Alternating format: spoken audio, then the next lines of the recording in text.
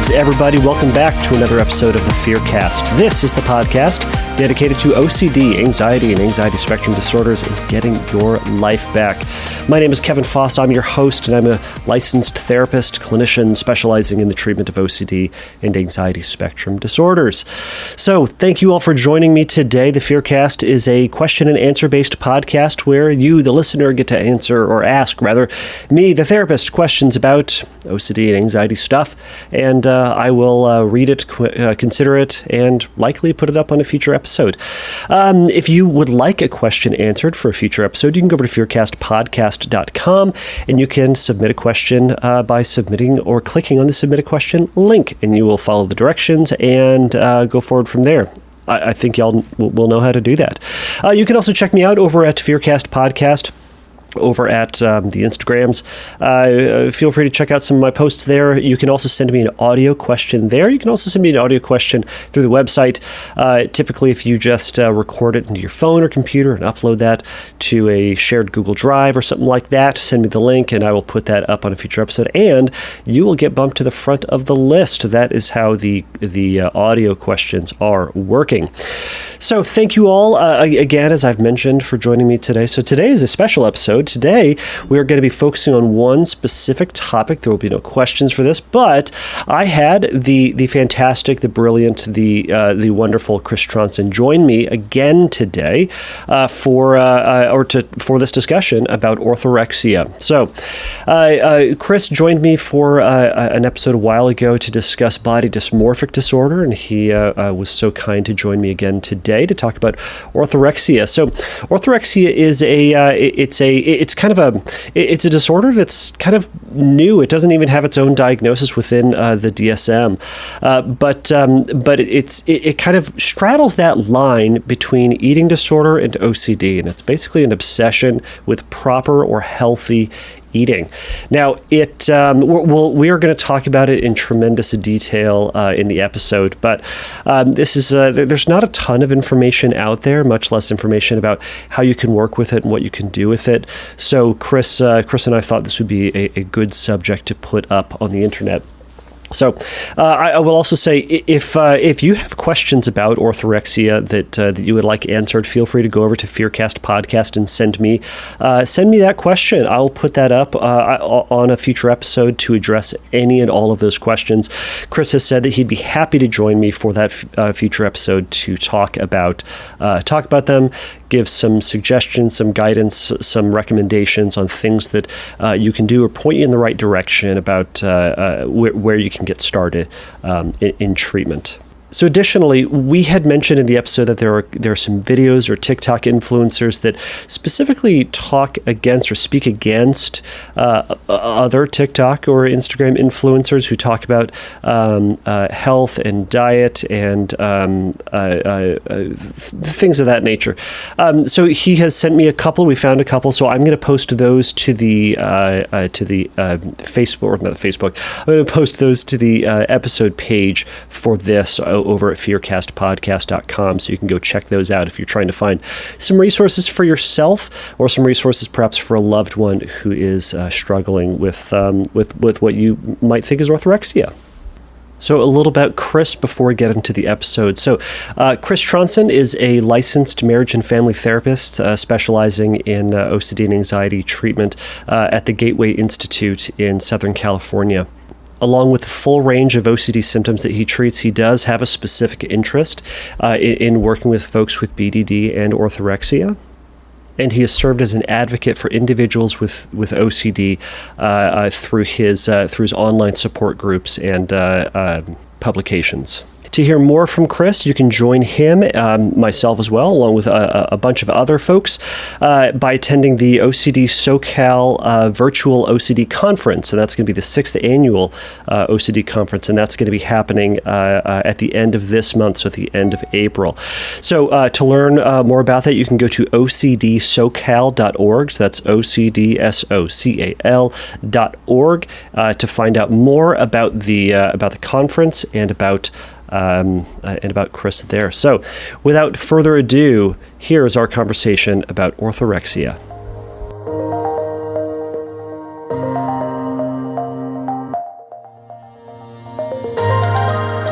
All right, Chris, thank you so much for joining me again today to talk about orthorexia, not only just what orthorexia is, how you can work with it, but also to share a little bit of your own personal experience with it.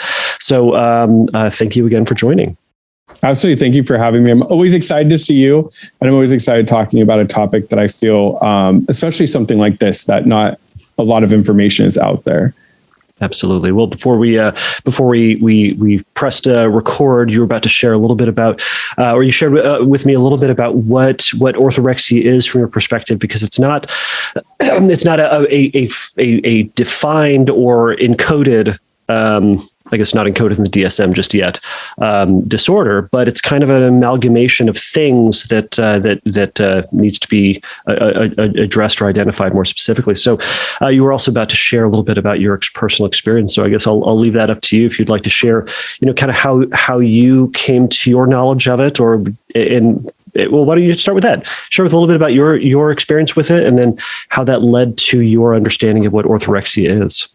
Absolutely. So how I even figured out what it was is I, there was kind of a perfect storm for me. Like I grew up with a mom that was a registered dietitian, and we just always ate healthy. We didn't have soda in the house. We didn't have sweets. Halloween, we got 5 pieces of candy, gave the rest away. We always had water and pure juice in the house. Dessert was Greek yogurt with grapes. So I already grew up eating like that. We didn't have white bread in the house, so we did lettuce wraps for sandwiches. So just growing up with that knowledge and eating healthy was already sort of programmed in my DNA.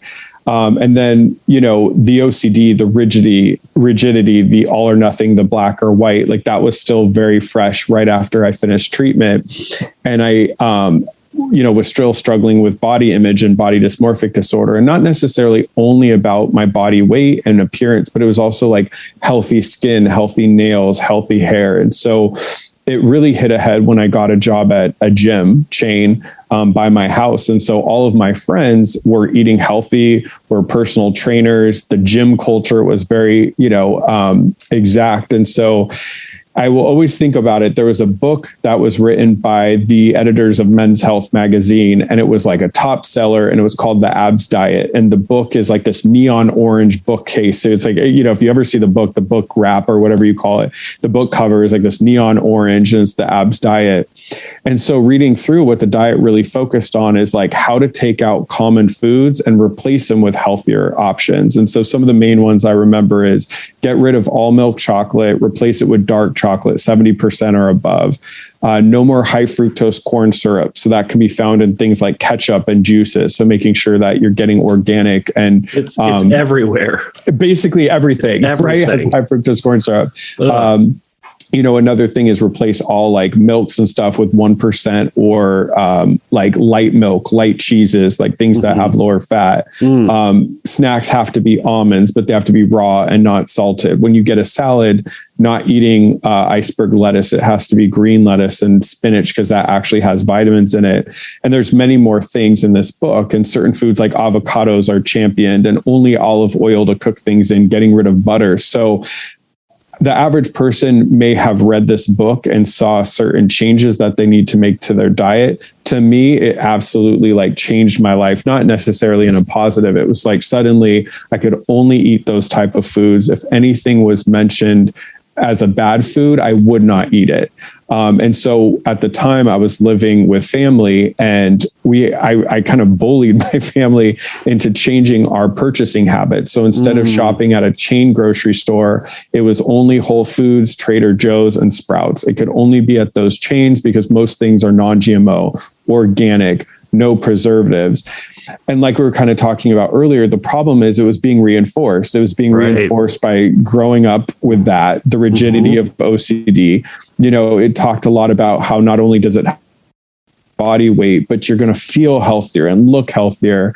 And then working at a gym, I mean, the whole culture was championing that. So when I would come in with my like spinach wrap sandwiches and everything was organic and low, I mean, my colleagues at the gym were like, awesome. What recipe is that? And so it was reinforced. But what people didn't realize is I was tracking everything in an app. I hit certain calories. They had to be made up of these kind of foods. And so I would go to a restaurant and not eat with friends, or I'd go to a friend's house and not eat, or I'd be looking through everything I ate to see the ingredients, and it completely consumed me. Right. Right. And I'm sure during all that time where it might have been seen as a problem, where you might have seen it as something you didn't want to do, you could justify it by saying it's healthy, it's good for you. All these other people think it's a good idea. There are whole sections in books or whole sections in bookstores. Remember bookstores that are just talking about health and reinforcing all the things that you're doing. So where would somebody going through this process start to recognize and start to be able to wrap their head around the idea that maybe what they're doing actually isn't helpful, but is in fact a detriment? Yeah, we were talking a little bit earlier. It was very egocentric, so it actually didn't come from me. I never thought it was a problem. I just thought, okay, I'm eating healthy. I'm eating the way that I need to. And, one thing that we can go into a little bit deeper later, but the main thing and the reason that I don't necessarily even think of it as like a eating disorder is because there wasn't so much of a focus on like weight loss and body image. That was more like secondary. It was like, I got to eat healthy. Like it makes sense. It was such a fixation on healthy eating that the whole looks component was kind of like a secondary. It was just like this reinforced, you're eating healthy, you're going to live longer, you're going to look healthy. And that's such a California lifestyle. Right. And it actually like started with my grandma was the first person I remember mentioning it to me and just saying, you don't have to eat like this. Like we're all a healthy family. Like you can have, like I wasn't eating sugars. I wasn't, I was just like very, very intense. And then it was really, I didn't live with my mom at the time, but then when I would start to talk to her about it, I mean, even though she's a registered dietitian, she's telling me, wait a second, like you actually need some other things in your diet. You need to have more of a variety than you have. And your body's going to crave these things that you don't want. But the problem is I would ignore those cravings because that's how powerful, like, your hyperfixation on this is. But I mean, I did it for years and years and years. And because I was an adult, I mean, my eating habits were more personal. I wasn't a kid where my family was making meals and stuff. Mm-hmm. But it started to bleed over to we couldn't even have these foods in the house because what if I slip up and eat these? So it wasn't brought to my attention until other people started to be impacted. I remember I went on a trip with my family and like barely being able to eat anything on this trip. And that was really like when family was like, wait a second, like this is the first time we're around you, all of your meals. This isn't okay. Right.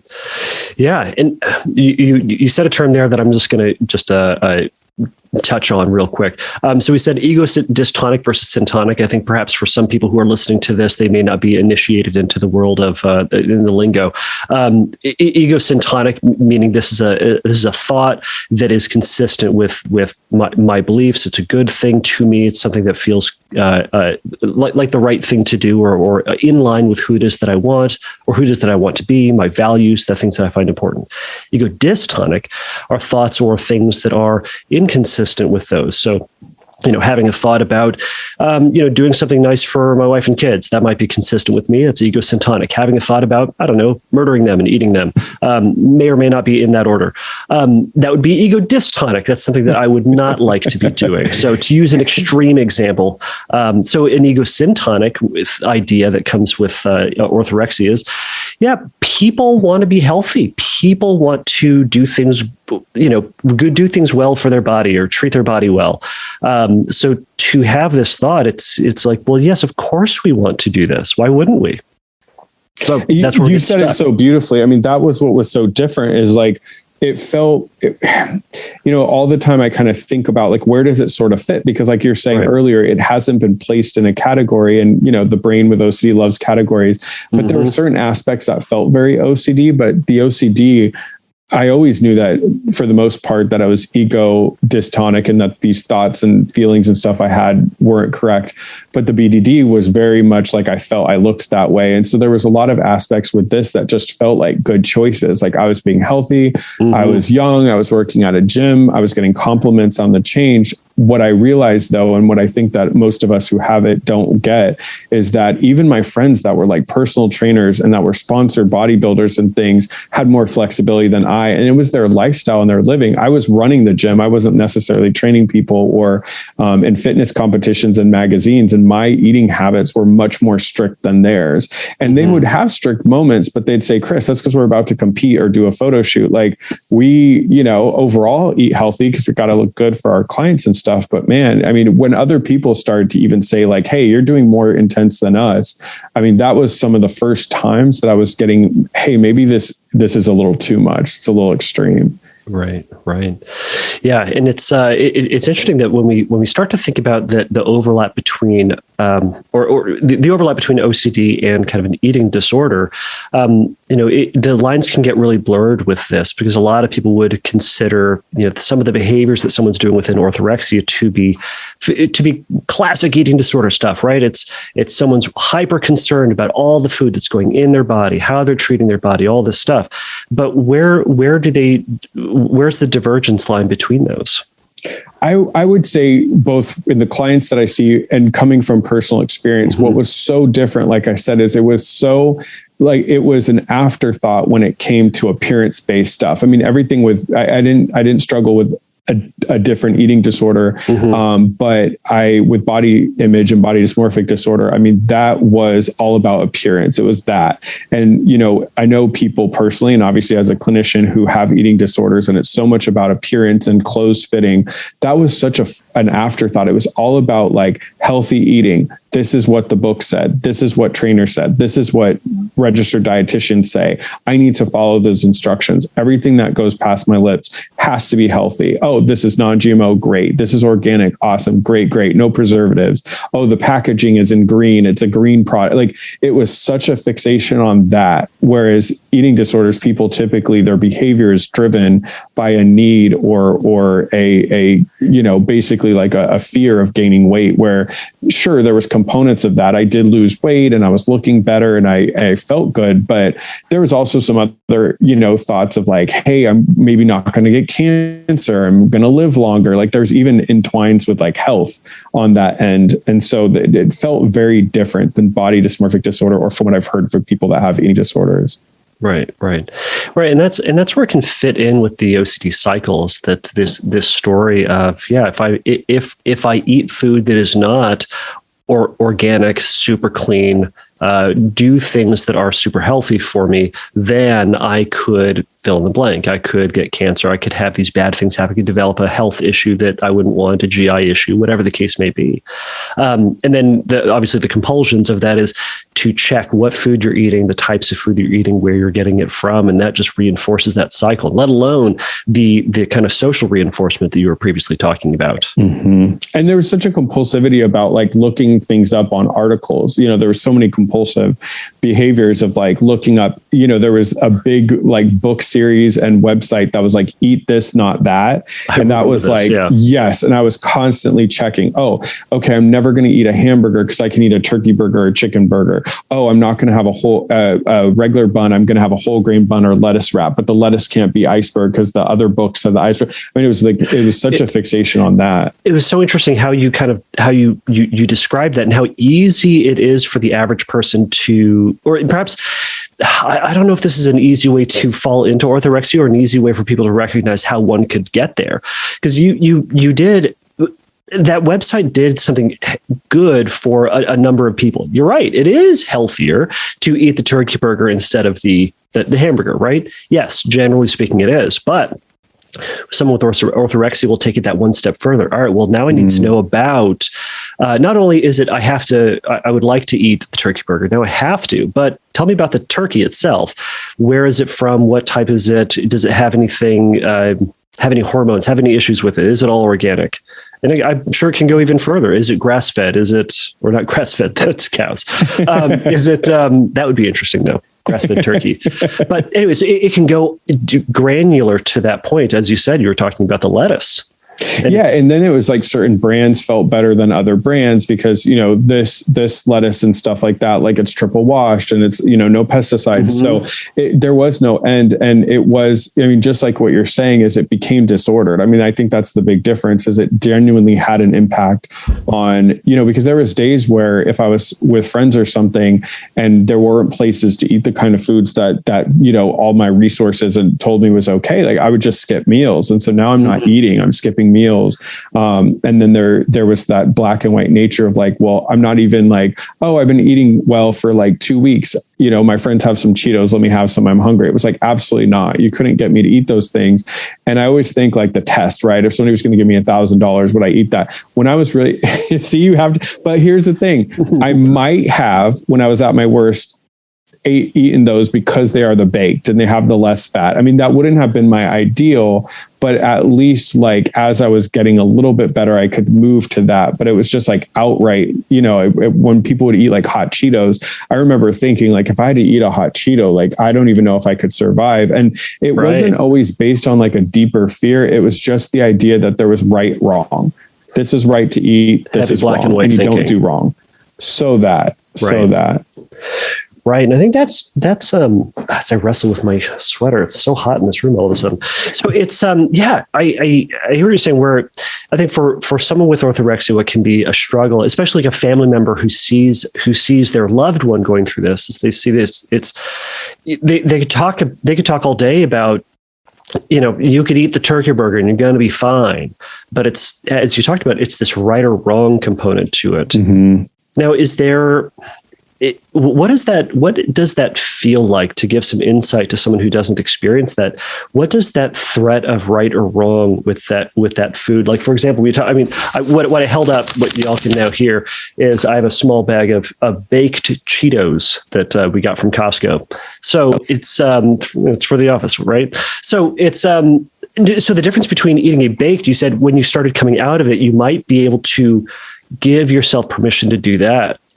But that violated that right or wrong, right? That's even that. Yeah. As I started to recognize something was wrong and like starting to get help for it, I could move to something like baked. But like I said, the right or wrong, it never went like the secondary stuff of like appearance and health and all that was usually not in the forefront. It was almost like morally wrong. Like this is what you're supposed to eat. Like this is all the factual information that you've gotten. And it almost felt like an internal law that I needed to follow. And I did not allow myself to even pretend that I could do something outside of that. I mean, I was so strict. I remember even, you know, one of my good friends, he was a trainer at the gym and his brother was actually like about to go into the NFL, and he ate really, really well. And I remember one time he had these gummy something and he's like, oh, do you want some? And I remember thinking, why is he eating that? Like, he's healthy. He's not supposed to eat that. I was like, no, it's not healthy. And he's like, no, I know, but it's just a few gummies. Like, it's a small little like fun pack. And I was like, oh, no. Because if I would have, which I didn't even allow myself at the time, I can't even give you that I did eat something unhealthy and struggled because I just would not allow it. Mm-hmm. But as I recognized that I had to get out of it, I mean, when I did eat things that I called at the time like second tier, where it's like, okay, at least it's not bad, but it's like second tier. Like I said, it wasn't like these repeated thoughts of like, I'm going to die or like blah, blah, blah, or gain weight. It was more so just like, that was wrong. You're not supposed to eat that. Why did you eat that? You could have chosen to get that. The grocery store isn't far. Why would you do that? So it did feel very almost like moral based, like you're doing something wrong. This is not healthy. So that's what felt so different about it, and why it's like, it's hard to kind of put it where it needs to go, is because it was very unique for that. There wasn't always these like underlining worries. They might have been there and they may have helped shape the worry, but especially at its worst, it was just like, you don't eat that. The books that you've read, the things that you've said, it's like you're supposed to eat that. Why would you, if you can prevent it, like, why would you not prevent it? Right. I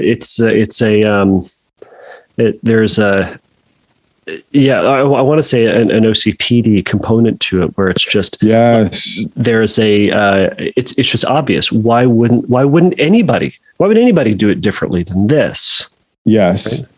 I cannot believe that I've never like put those two and two together, but that's much more what it felt like. So for those people that know the difference between like OCD, OCPD, because it wasn't in the sense of like intrusive thoughts all day and I was like struggling. It was more so like around mealtime. And sure, there was a lot of anxiety around meal times, especially if I wasn't going to be able to eat something that I wanted to eat. I knew I had to skip a meal, but like you said, it was much more of like the values. And that's what made it so tricky, is at no point did I think it was a problem until like it started affecting other people and people kind of stepped in. And then I kind of like started to get a little bit of help with that and then make better choices and find a balance. But for it was a very long period of time, for years and years and years. It was just like, this is how I live. Like it's almost like, I don't want to compare it to like religion or like veganism or like somebody who's who's, but I'm sober. Like I haven't had alcohol in since my sobriety, and I would never mess with that. And that's how it kind of felt. It felt more of like, this was something value to me. Like, why would I go against my values and eat those gummies? It doesn't make sense. I felt very different about it. Yeah. I heard a dogmatic component to it. Like there is just a, it makes sense, but it makes sense in a way, but either way, this is just what I do, period. Yes. Right. Yeah, that's how it felt. It was like, this is what I do. And, it felt different in the sense of like, if I was going to go against that, it didn't feel like, it didn't make sense. It would almost be like somebody who's vegan choosing to eat a bunch of meat because they were a little bit hungry, or somebody who's religious that decided to go against God for a weekend for fun. Like, that's how it kind of felt. It was like, this is a lifestyle that I've built for myself. I'm getting reinforcement from all these different factors we've discussed. Why would I go against that lifestyle? It doesn't make it. Right. I really like comparisons and comparisons like this in the sense, because, for someone who doesn't experience this particular fear, this particular struggle, it feels so odd. I'll just say it feels so odd to wrap their head around that. But if you can think about it in these ways, yes, I like the example of a particularly religious person just to say, oh, just turn your back against God for a weekend. Like, that would sound crazy to somebody, and it can, but to someone experiencing orthorexia, it's going to sound the same way of just saying, hey, just have the baked Cheeto, you're going to be fine, or have the gummy, it's fine. The thought of like going away for a weekend and eating fun food, like, heck no, like that wouldn't have been fun for me. Like, that would have been absolute torture. And what's so crazy is how powerful and how severe it got for me is like, still to this day, when I eat the foods that were those main foods that were like unhealthy or whatever, it's almost like I've changed my taste buds. Because if I go to like a traditional grocery store and I get stuff for like high sugars and fructose corn syrup and stuff, because it's so against what I ate for so many years of my life. Like, I still to this day don't like milk chocolate. I used to like it, but I focus so much on dark that when I go to eat dark chocolate, it's almost like my taste buds have changed or something. There's not the fear component anymore, but it's like the way that I ate became such a hardened lifestyle that it's almost like I got used to that. And the thought of like, so when I eat, like, if I was eating Takis or like Flaming Hot Cheetos, like, it just doesn't taste good to me. And I wonder if it was obviously my childhood never eating that stuff, but all those years of like only eating certain foods, it's like you almost lose like desire for the other foods. And that's one thing that I've heard in clients that have this is they're like, I don't even desire those foods anymore. I've gone so hard to the other side. And that's how it feels. It's like, I still to this day can't imagine like who eats popcorn and like licorice in a movie theater. Like, that just doesn't make sense. So it's powerful. I mean, that's why it's affecting so many people, is it completely rearranges your lifestyle, because food is such a big component of our lifestyle. Right. So I mean, once someone can perhaps recognize that what they're doing is excessive, is problematic. I mean, I've kind of told this to clients. If it's not causing a problem, and this is a generalization, if it's not causing a problem, it's not a problem, or if it's not a problem, it's not a problem, right? But when it starts to become a problem is when it starts to become a problem for you, for the people around you. You may still say this is egosyntonic, but man, it's causing a tremendous problem for the loved ones in my family, my schedule. I can't work. I can't go to school. I can't fill in the blank, right? That's the stuff that they're having to sacrifice in order to maintain this compulsion, whatever that compulsion may be. At what point? Well, at the point that someone starts to recognize that it's, quote, a problem, what are some ways that people can get into treatment for this, sort of start making some changes towards a more healthy and functional way of living? Yeah. And you said it. I mean, that's what starts to happen is you start to plan trips around your eating. You start to plan like going out for a while, like packing stuff, food prep, all those things. What I found that is helpful that I do with clients, or what I found helpful for myself, is it's sort of like a multi kind of pronged approach, because there is a lot of like misinformation, because what people will do is they'll pull things off of like all these different sources, but these are just flat out websites writing to sort of like the populace, but we all need different health and nutrition needs. And so not everybody's going to have a registered dietitian as a mom, but I do what I advise with clients, and what I sought out for myself is working with a registered dietitian to really say, okay, these are what your needs are, and to get sort of like food psychoeducation, because the problem that happens is a lot of people don't know. And so we don't have a very great, like, not to knock our country, but we don't have a very good training of like healthy foods and what you should be eating growing up. I mean, you go to high school and like they had pizza for in the calf and things like that. So what it took for me was to really get some good psychoeducation on like what needs I need, balanced meals, what is, good and stuff, is to just get a better understanding, like for my personal needs, like what was the best food, and understanding like why a balanced diet is more important than an extreme diet like I had. So I do think that a lot of people with this, one of the first things you could do is, if you genuinely don't have a good knowledge of food from a very reliable source that sort of has given you personalized information, that can be a place to start. And working with a nutritionist throughout this might be helpful if somebody has gotten to a point that they're so restrictive that certain nutritional components aren't being met. If there's anything with BMI or anything with weight, because a lot of the clients I've worked with, and even in my own story, people are malnutritioned in certain vitamins because they've cut off certain foods that they need because they read somewhere that those foods aren't good. So getting an understanding and to have somebody, overlook that is very important. And then just like an OCD or OCPD, there has to be a component of exposure.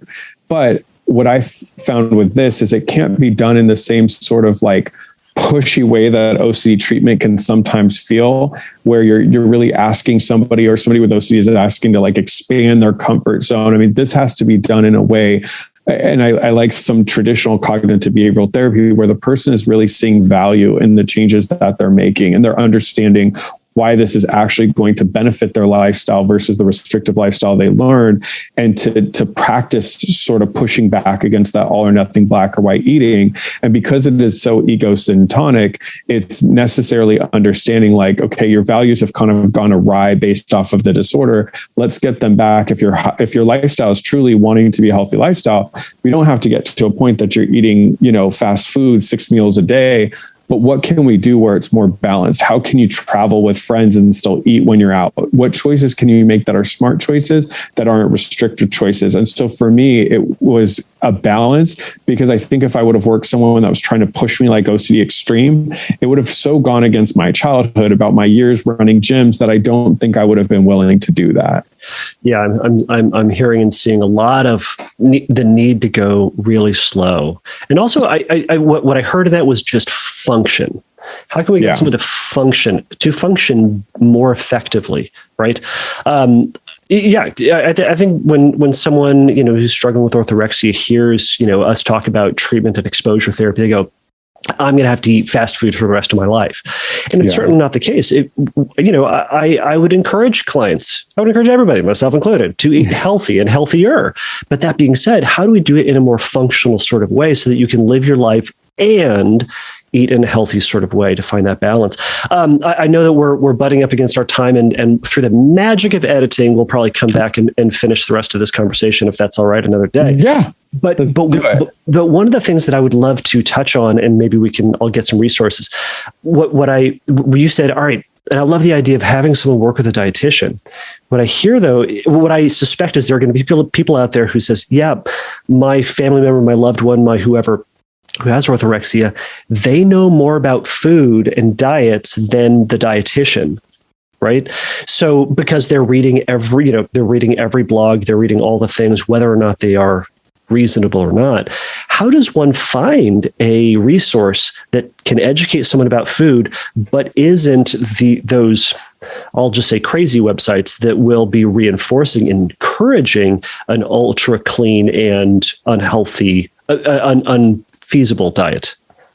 Yeah, I mean, that's a great question. And you are right. The two comments that I'd make is, first and foremost, like, somebody is researching those articles from that lens. And that's always what's dangerous, because people are going to reject conversations in the stuff that they read.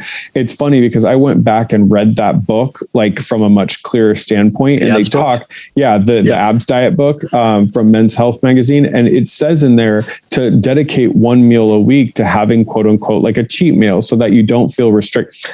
I conveniently skipped over that big old chapter because my brain was like, no, if we're going to do it, we're going to do it right. That cheat, in there is for the weak people that aren't as like strong-willed as I am. And I really conned myself into thinking that. So somebody who's going to be looking at all that research is going to do it from that extreme lens and conveniently leave out the parts that talk about balance. And then second, it is different when it is general versus for you. All of us should be eating well and healthy, but somebody that's struggling with type 1 diabetes or somebody that's struggling with like low insulin or is underweight is going to have different needs. And so that's the problem is people with this, and myself included, we're going to these kind of general things and not getting it personalized. So some of the restrictiveness because of my body type and being a taller, like broader shoulder, I was sometimes looking at the wrong information. And so I was basing a lot of that. So we almost, with orthorexia, and a lot of us almost create our own diet based off of resources. That is kind of that confirmation bias of all these different places. And then if two articles were different, I would take the one that's most restrictive. That's a little suspicious. So working with somebody that can create a personalized like dietitian plan who understands the complexities of harshness. And so I found like registered dietitians that work with individuals with eating disorders or restrictive eating or even OCD get it a little bit more. And that's what I would strongly suggest because they're going to be able to see the extremes that orthorexia provides. I love that. We'll try to put together some resources for that, but we'll put a pause here and then we will come back another day and finish this up. Absolutely. It sounds good.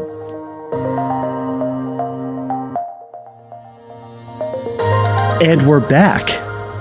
So as we left off, we just mentioned this, that we left off just about to get into the treatment of orthorexia and kind of what that looks like. We've spent a bunch of time talking about what it is, what it's not, kind of some of the components to it, how it's experienced from your perspective or from your experience.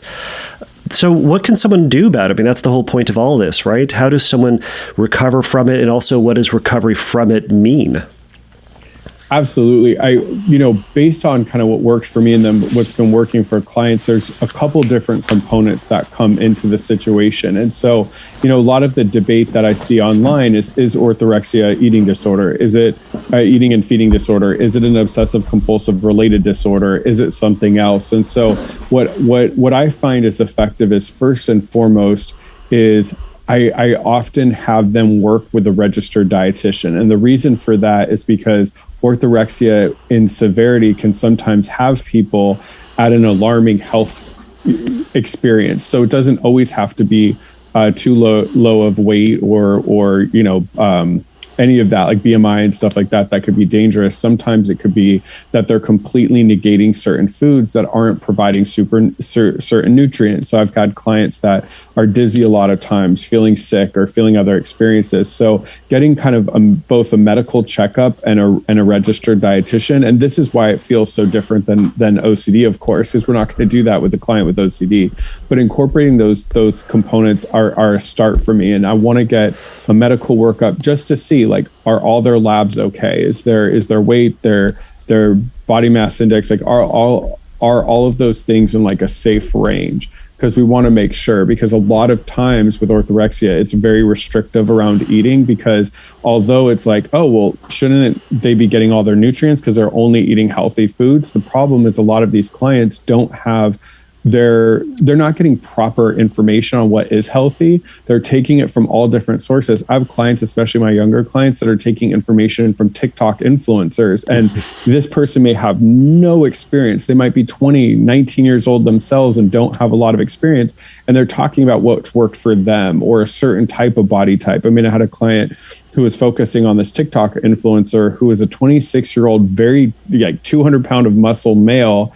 And this client is a teen who's very small in stature, female. And so the advice she was getting was very, very not directed at what she needed. And so that's where I kind of start from, is to make sure that those things are being met. What I also want them to get with a registered dietitian is let's look at what some of the belief systems that you've created around food. Obviously, I'm going to work on with the client more so about like how they're behaviorally addressing those myths. But what I find for a lot of my clients that go and see somebody specifically is they come back with a better wealth of knowledge around food because it is specialized. They're working with somebody who's specifically working with them and their needs.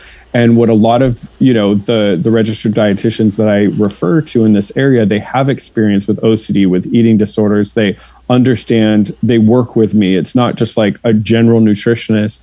And so they start to have a lot better food education. So my clients will get very surprised and say like, oh, I'm not supposed to cut out all sugars, or there's certain fats like through avocados and nuts that are actually good for you. I was reading the back of a package and I wanted to only eat things with zero fat. So I was negating all nuts and almonds and all those different foods. Or, I read somewhere that cholesterol isn't healthy, so I cut out these foods. So they start to get a better education. And what we're looking for there is that they're going to now base their information on fact versus sort of this created fact that they pulled things from. And then after they have that medical kind of workup and they've worked with somebody to help them with nutrition, our goal as a clinician is to work with them on flexibility and eating and to sort of change that belief system in their head that there's only two categories of food. There's healthy and there's unhealthy. So what we're going to work through the exposure process is introducing them to foods and introducing them to balance. And the reason, at least in my own mind and the feedback I get from most of my clients, the reason it feels like OCD is because it's not so much always a focus on body weight. It's more of that, like, this is right, this is wrong. Why would I eat something wrong if this is good? And so I love in session having them bringing in these foods. I always remind the client that the goal is not to get them to start eating really poor foods. It's not a fear factor where I'm putting like a whole smorgasbord of like, gummy this and bad that, and you're supposed to gobble down 5,000 calories. And right. One of the things I hear for a lot of clients why they're resisting treatment is because they read up on OCD treatment and they think it's going to be like that, where it's like they have to eat all this bad food. And so that's why, to me, it feels a little bit more how I work with clients for body dysmorphic disorder, because what I see in body dysmorphic disorder and a lot in orthorexia is there is a lot more ego-syntonic thoughts. And so there's a lot of resistance to kind of push back against any of this. So what I work on with them is, one, changing kind of the idea of food. Why do we eat? Why do we need the energy? Why does it make sense to have a variety of foods? And then the goal of treatment is to not get you to eat in a certain way that's going to cause health complications. I'm not trying to get somebody to eat certain foods that is going to make them sick, or it's not healthy, or it's too unbalanced. So we start just eating balanced foods. We introduce certain foods they've kind of cut out, or, I come up with realistic scenarios. What if you're on a road trip with your friends and you can only stop at a gas station? What are some foods you can get at a gas station that may not be from an organic, healthy market, but you can still make smart choices that are in line with what your doctors and what your registered dietitian has said. And so introducing flexibility, balance. So yes, there's still a response prevention component, because sometimes what will happen with my clients is if they do eat in the office, maybe something they don't think is healthy, there's an urge to reverse that by eating like cleaner than ever for the rest of the day to almost make up for it. It's keeping that we're not kind of making those reversals. But what I found with the clients that I worked for and then my own life is a flexibility in eating. And they start to recognize and learn like, hey, I was able to still eat foods that maybe weren't that echelon of healthy that the orthorexia has demanded, but I still feel good. I still feel okay. Like I'm not in all the distress that I thought. And so just seeing somebody be able to take a different approach on food and coming up with like action plans for Thanksgiving, for Christmas. A lot of my clients will skip meals there because they can't control what's put in it or read all the packaging and details. So taking a little bit of risk and living in uncertainty of like, I don't know what they cooked this turkey in, but I'm going to have some portion size, etc. Because once again, they see the other values in food. It's celebration, it's community, it's culture, like the other purposes besides just what goes in my mouth has to be this because I need to feel and look like that. Right.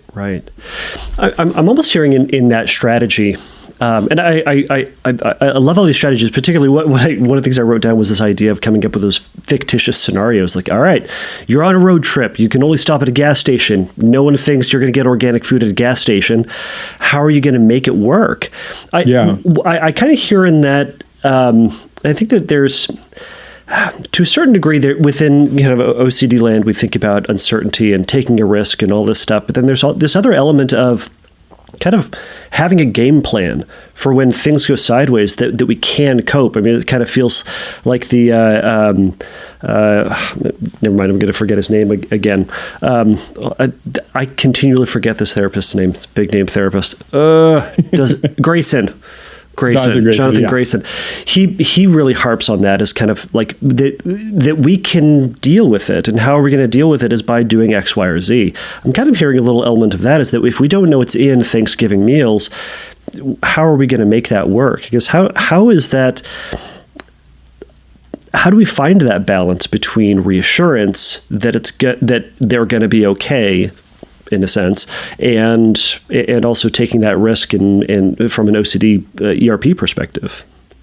Yeah, exactly. And that's a big part of it too. And that's where it feels similar to OCD in the sense of we don't want it to be constant reassurance. The goal is to not read the back of every single packaging to feel okay about eating it. What I talk to people about is I don't always like to give people numbers, but some of the literature says like an 80-20 balance, like 80% of what you should eat should be things that are healthy, that provide nutrients so that you can be active. And when I work with body dysmorphic disorder, when I work with orthorexia, I always make sure that the focus is never on appearance, because that is never going to work out for someone. So I'm never like, make sure you eat the foods that keep your figure. That is definitely not the approach I take.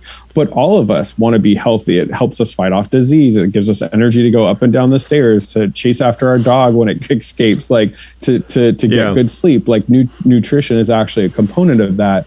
And so a lot of the research that I read was 80-20. It's like 80% of your meals for the day should be pretty good. Not to the orthorexia good, because that's a ridiculous standard nobody can live with, but just good vegetables, good fruits, like different, proteins and stuff. But give yourself about 20% to explore with other foods that are enjoyable. And so what I tell somebody at when they're going kind of like, oh, if you had to go to a road trip or something, is we're factoring in balance. There has to be a part of you that recognizes that perfectionistic nature of orthorexia, we're not aiming for that anymore, because that is an unsustainable way of living. And the way that I can prove that is often they're not road tripping with their friends. They're not traveling. I had one client who was so about kind of like preparing meals for the week that it was like he couldn't fathom the idea of like hanging out with a friend during dinner time. He had to be home to eat those foods. So when they see the restrictive nature, that's why I also bring in this idea of values. Like what do you want your life to look like? Yes. You're getting fed by the orthorexia. It's giving you a pat on the back that you've been skipping out on trips and vacations with family, and you don't go out at night so you can stay at home and eat the food you planned. But what does that come to a cost? And how can we maybe find a balance where, sure, you're still eating well and you can also go on these trips? And so when I come up with these real life scenarios of if you went on a road trip or if you're on a plane and I'll even go and Google with a client, like, here's what Delta offers on a plane. If you did have to go on the plane and you couldn't bring your food, what are some choices you could make so that you're not foregoing the trip altogether? So it's more about planning into that balance versus like, let's look at ingredients and make sure everything's okay. It's that risk that we have to lean into some uncertainty. Right. Gosh, and I hear that. I hear that with clients, that there's that they sacrifice their life for the sake of orthorexia, for the sake of the food that they're eating. But there's almost this justification, right? Like they say, I'm fine with this. I'm fine giving up on, I'll never go on that trip, or I'll never hang out with friends, or I won't go to college. But you know what? It's worth it to me because I'm being healthy, or I don't have whatever those perceived consequences are. I don't have bad health. I don't have X, Y, or Z. My body my body feels like this. So therefore it's all worth it. Well, first of all, I'm going to scan my office for a microphone because I had the same conversation with a client this morning. So you're either bugged my office or you were here.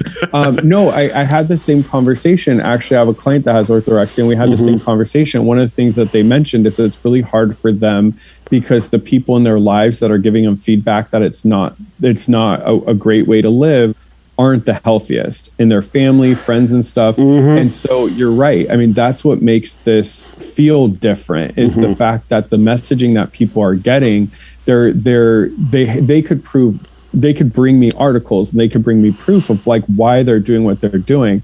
What I remind them though is like when these articles come out and the people in the communities, whether it's a gym or a bodybuilding community, whatever it is, yes, people are following that, but because they don't have that rigidity and that inability to find flexibility in a situation, it's having them forego things. Whereas there's plenty of people out there that are eating well that aren't foregoing certain things. So the other component that you mentioned that's so true, and probably what I think is like the saddest part of this, is that people are willing to give up things that they enjoy for this reason. We see that in OCD, we see that in eating and feeding disorders, and we see it in orthorexia, is that the brain is congratulating the person for following that strict rule, and congratulating them, patting them on the back, the dopamine shooting off, great, great, great. And so they can't even fathom a trip with their friends as being fun. Or like you said, they're going to talk themselves out of it because it's like, yeah, I'd have to give up too much and it's just not worth it. And so that's why I feel like the traditional cognitive behavioral therapy comes important. The psychoeducation to understand that you can have both. You can't have both to the level orthorexia is demanding. You can eat well and have a healthy lifestyle. And part of healthy lifestyle, once again, a lot of times with orthorexia, the whole idea is food, maybe exercise.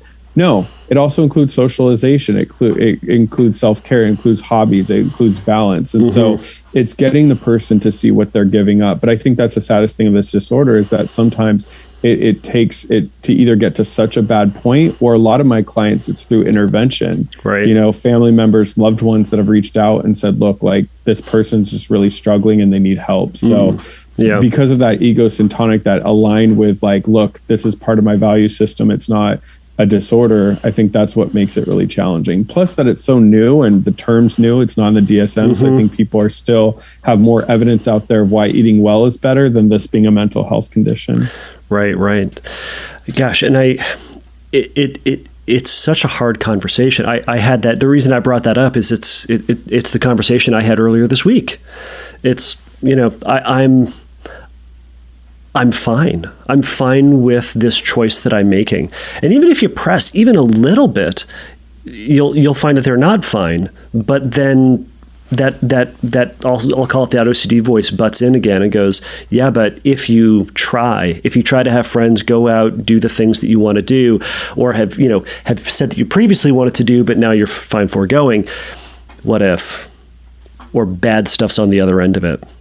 It's hard, but I think that to your point, I think there's a lot of that psychoeducation, a lot of just traditional CBT of leaning in the C part of CBT.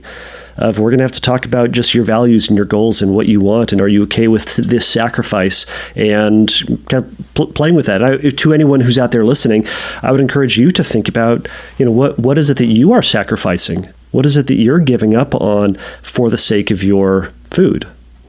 Yeah, and I also, exactly. And just who did you envision yourself becoming? I mean, when you were 8 years old and you thought of your future self, I mean, did you want it to be that restrictive? Like, did you want it to be that? And you may be getting the results that you've wanted, whatever the reason is for the orthorexia.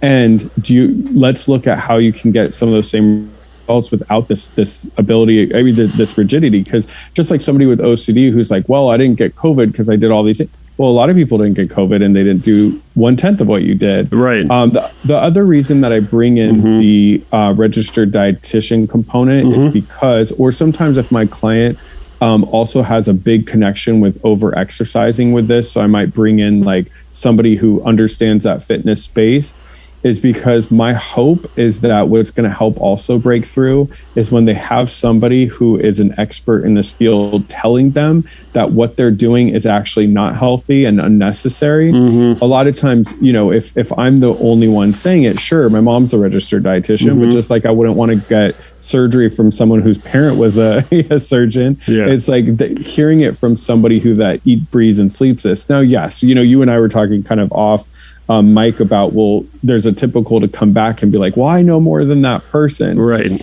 What I remind people is let the person do the job. Go in with an open mind, bring up your concerns, let them really do their work. But yes, you may do a lot of research. The difference, because this is how I feel for us for mental health, there may be people out there that read just as much up on OCD, BDD, etc. But I have access to peer-reviewed, evidence-based studies and stuff, I don't just go up to Google and just hit it up and just blindly read a website that was put up 3 weeks ago. So what I remind clients is that they're going all over the internet, TikTok, social media, Facebook, their best friend's neighbor for advice, and then compiling that together to this like restrictive way of life. Trust that the person that you're getting education from, who's letting you know why this isn't needed to be this intense, because they're doing the same thing as you. They're getting continuing education. They're going to conferences, and they're getting research-based and evidence-based stuff from some of the best. And just let them do their job, and really be open to this idea of what adjustments can you make so we can enter back in friendships and dating and traveling and all the other things that matter. Yeah, and it can be hard for someone to get over that hump, over the hump of where they're gaining their information, where they're gaining their news. I think for some, and not just within orthorexia, I think for some, there's kind of this belief in false information that's out there, given to us by, I'm putting this in quotes, no one can see this, giving it to us by, big pharma or big, government or something like that. And the folks who are in the field, who are, doing TikToks and getting the information out to the people, they know. And it does take a leap of faith to get over that hump. And I recognize it's hard, but it's going to take some work, and it can be frustrating, not only for the clinician, but also for family members to see that they're trusting their influencers more than peer review.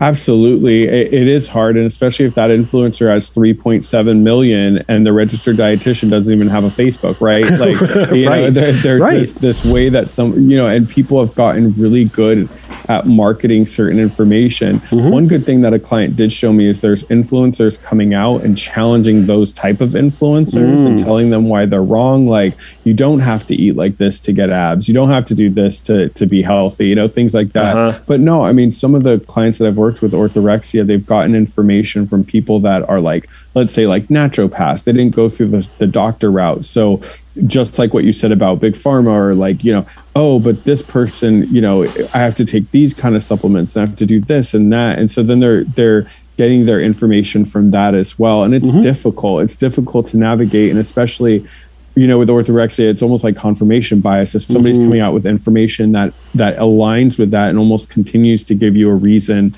and kind of like a pat on the back to do it, then sure, they're going to take that. One thing that sometimes I'll have a conversation with someone is I'll say, okay, it's working for you right now. How are you going to sustain this long term? Right. And sometimes they'll talk to me and I'm like, oh no, you're going to have kids. You think you're going to be able to be at home every night at 6 o'clock? You must have not talked to a family member with kids. That kid's going to have a soccer game, then a tennis match, and then a science project. And you're not going to be able to eat right at 6 at the dot. And then your kids are not going to eat that kind of like, grilled chicken and rice with you. They're going to be crying and stuff. You're going to have candy. It's just not sustainable. So let's create a lifestyle that's sustainable now while you're with me and getting help. Because even if you could do this the next year or two, you're going to go to college. You're not going to take certain classes. What if your job doesn't, you have a lunch meeting and somebody orders something and they don't let there's all these potentials that could come up. So what about creating a lifestyle that's sustainable now versus in the moment having to scramble because you can't do what you normally want to do? Right. And we've both said this word a number of times, but I feel like it needs to be punctuated again. It's sustainable. It's how do we get this going? Not just putting all of our efforts right now into this thing while you have zero responsibilities or very few responsibilities. How do you do this when the S hits the fan and when life is really hard? That's when we need to have flexibility. And as we were talking about, I have a 1-year-old and a 3.5-year-old. Can confirm you will have no schedule. The schedule is whatever those little monsters tell you it is. I get up at 5:30, not because I'm a morning person, but because my 3.5-year-old said, hey, let's get up. Yes. And was not going to... children. Anyways. Right. So I hope what everybody gets from this podcast is don't have kids. Don't have kids. That's what we've learned today. Conclusion. Yeah, and it looks like that because even though it's not particularly orthorexia, what I do typically see as components of orthorexia is sometimes it's not just the food, it's the other aspects of lifestyle. It might be a certain amount of sleep or exercise. And same thing, it's like my clients that might be 21 who live at home, they take online classes, like they can spend hours in the gym, they can meal prep, they can go to these certain stores, their parents are fitting the bill, they can get 9 hours of sleep and all this different stuff. The problem is, like you said, I mean, you have two small children. Once you get a career, what if your company has you travel? Like, there's all these things that may come up, so it's not sustainable. And what happens, and why some people bring themselves to treatment, is those things start coming and they can't handle because there's a loss of control.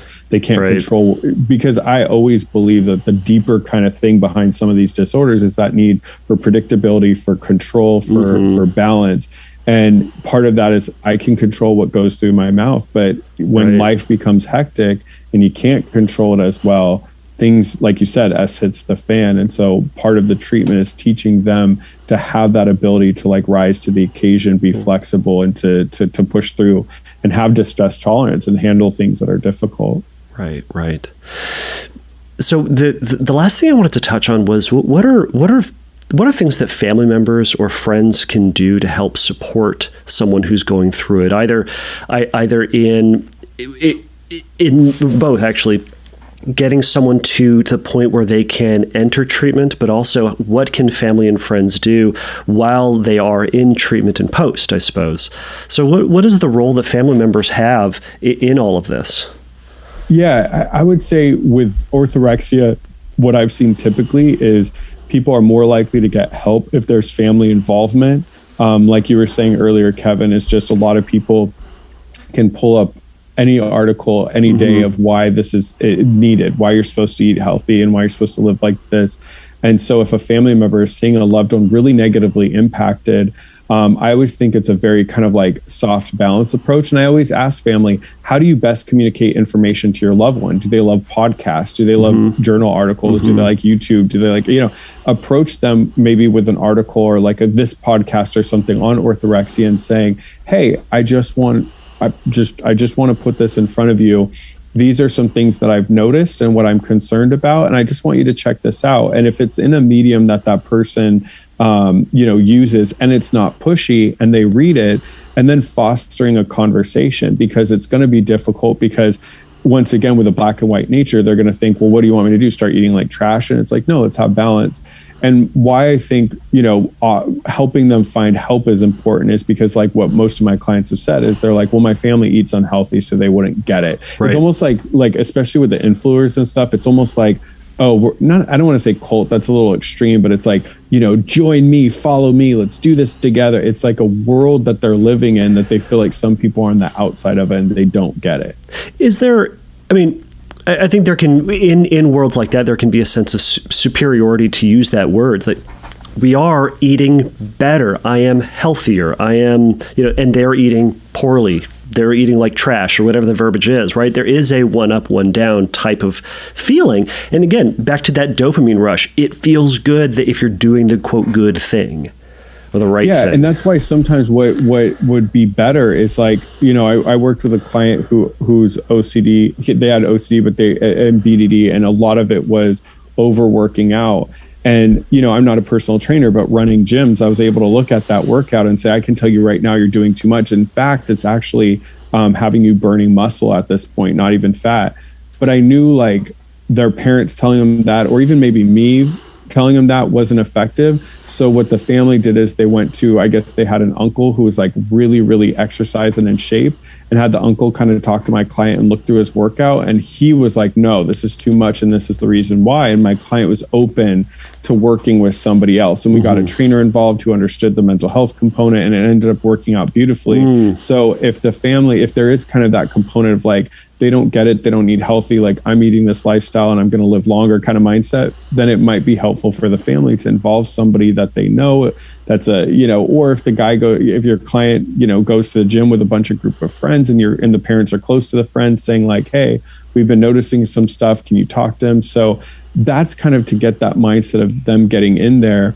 what I always think, like when somebody's in treatment, what it's really important is making sure that the choices you're making are in line with what the therapist is working with your loved one on. So if you're providing an open bank account for them to buy whatever they want, if you're making meals for the family, but then a separate meal for him, if you're sort of like, oh, I'm just going to back off and let him do what he wants in the house, things like that.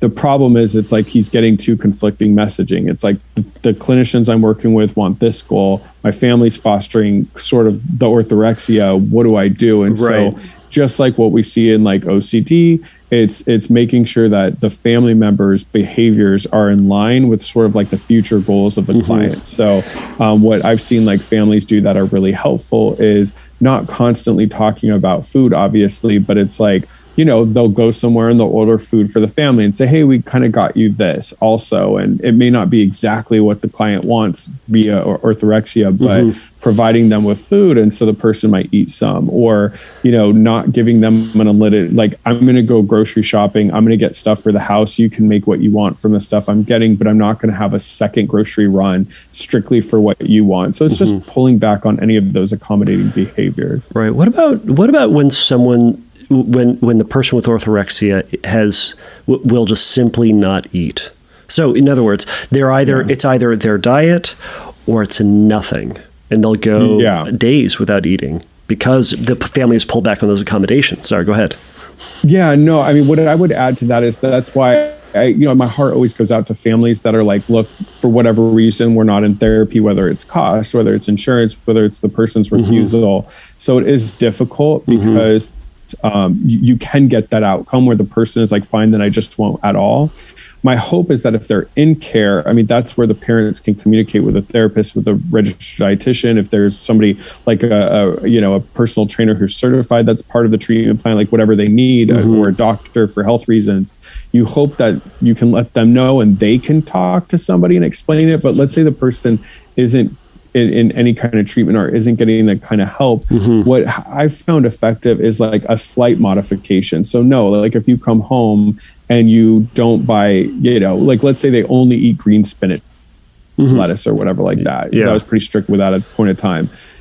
Coming home with maybe like lettuce that is like, still, green, but other leaves or something in it, and just saying, you know what, I was at the store, I grabbed this lettuce instead. I hope you'll eat from that. So it's like a slight modification. And often if the person is hungry, they might be more willing to at least try that. So a drastic shift sometimes is what I see families do. That's just too much, and the person shuts down. So if the person's refusing any help or treatment and they don't want to accommodate, I would say that would be like a slight modification in something. So the person, like, let's say the person's not willing to eat anything that isn't organic. So maybe you don't mess with that yet. But maybe you don't buy the certain brand that they want and you buy a different brand, or doing something slightly so that they're starting to be introduced to the concept of flexibility versus like, I can only do one or the other. Yeah. And I know that in a talk from Alec Pollard at the most recent IOCDF, he was kind of talking about treatment-resistant clients, and in this accommodation, kind of doing it as a family, so that the parents and the ostensibly the client is discussing and agreeing on what the accommodation is that's going to be relaxed or shifted or changed, so that everyone's on the same page, as opposed to viewing it as a punishment and a we're against you sort of thing.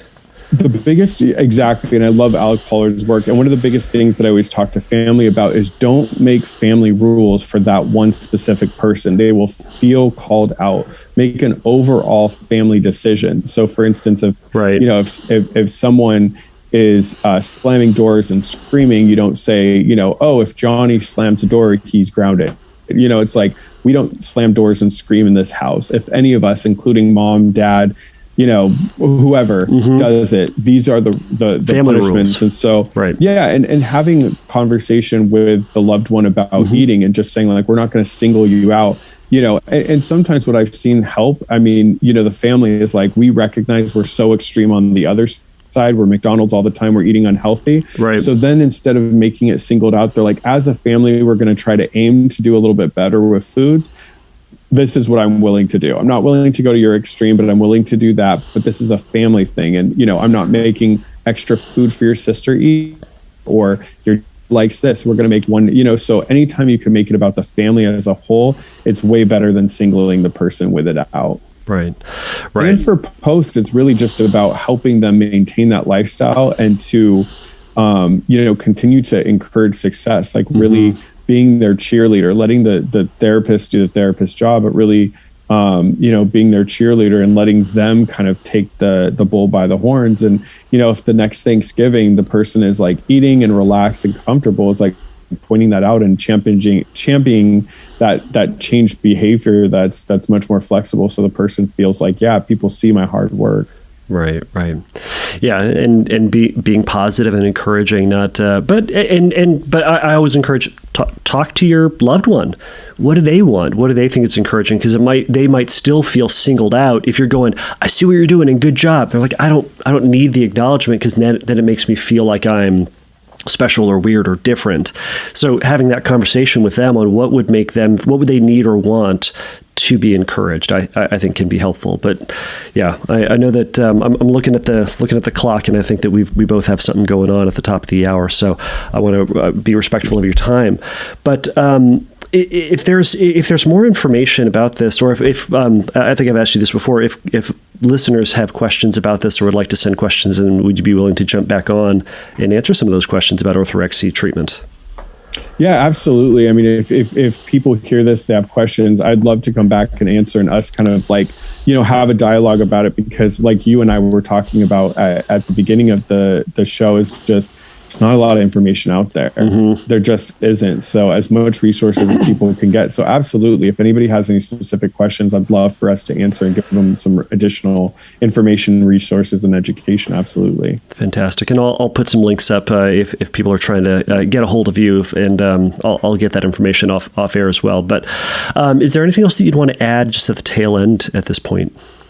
Yeah, I mean, just my final thought, obviously, as somebody who's gone through this and works with clients, Kevin, you said it the best. You are going to have so many resources and information on why you should not change your behavior. And I get it. This was a big chunk of my life, getting information from, mom as a registered dietitian, running gyms, et cetera. But the biggest thing is there has to be flexibility. We have to recognize how it's negatively impacting other areas of our life, and trusting that just like millions of people out there, we could figure out a way to still eat well, but have a full and fulfilled life where we, approach other goals that matter. So some of those other goals may not feel like they matter right now, but as you get older, you'll reflect and you'll really wish that you have given other things a chance. And so I really hope people hearing this are at least open to just getting a first appointment with someone, just opening up, even if you're not ready to make changes, at least start to entertain or be open to the idea that maybe you can make some flexibility in your life that will actually help your life feel more fulfilled, and you can still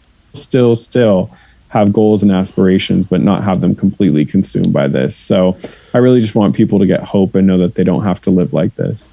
Absolutely. Well, Chris, thank you so much for all your time and expertise on this. Absolutely. Thanks for having me, Kevin. Of course. And as always, they should also check out all of the other podcast episodes on all the different topics that you have. Listen to it and support. Well, thank you so much. All right. Well, have a good day. You too. Take care. All right, everybody. Thank you so much for making it through this episode on orthorexia. Again, if you have questions about orthorexia and would like Chris to join for a future episode to talk about those, go to fearcastpodcast.com and send me a message over the submit a question link there. You can also, again, send me a message over at fearcastpodcast on Instagram, and I'll be more than happy to try to get those questions up soon. So everybody, please remember that everything that we talked about here today is just for educational purposes, and it's not meant to be a substitute for psychotherapy. If you have questions about treatment, would like to learn more about getting into therapy, or just need a little bit of support in your own recovery, go to fearcastpodcast.com and you can click on the Find Help link, and there'll be some stuff there that can be helpful for you.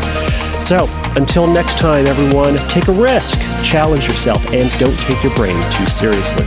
Bye.